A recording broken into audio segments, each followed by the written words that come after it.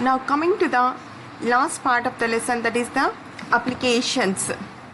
So till now what we have learned about nanoscience and nanotechnology, and we have learned about the definitions of nanoscience, nanotechnology and their differences and their applications. So also we have come across with the size dependent properties of the nanoparticles. As the size of a bulk particle, as the size of a seen particle is reduced to its nano size, the particle that we can see is reduced to its nano size.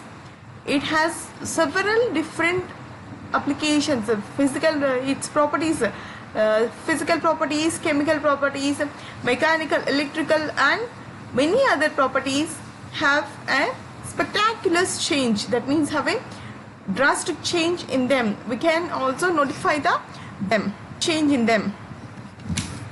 So also from this lesson we came across the synthesis of the nanomaterials through Sol-Gel process. In the Sol-Gel process we have prepared some nanoparticles using bottom up approach. Next we have also studied about carbon nanotubes and the carbon nanotubes, their properties and synthesis of the carbon nanotubes, and also the particular applications of these carbon nanotubes. So today the world is most fascinated about these works because of the special properties that the nano gives us. So all today in each and every sector the nano works very well. So now coming to the applications of nanomaterials, firstly they are applied to electric circuits. So let us come across the applications. Nano circuits are electrical circuits operating on nanometer scale. 1 nanometer is equals to 10 to the power of minus 9 meters, or a row of 10 hydrogen atoms. With such progressively smaller circuits, more can be fitted on a computer chip. Cadmium selenide nanocrystals deposited on plastic sheets have been shown to form flexible electronic circuits. Building transistors from carbon nanotubes to enable minimum transistor dimensions of a few nanometers, and developing techniques to manufacture integrated circuits built with nanotube transistors.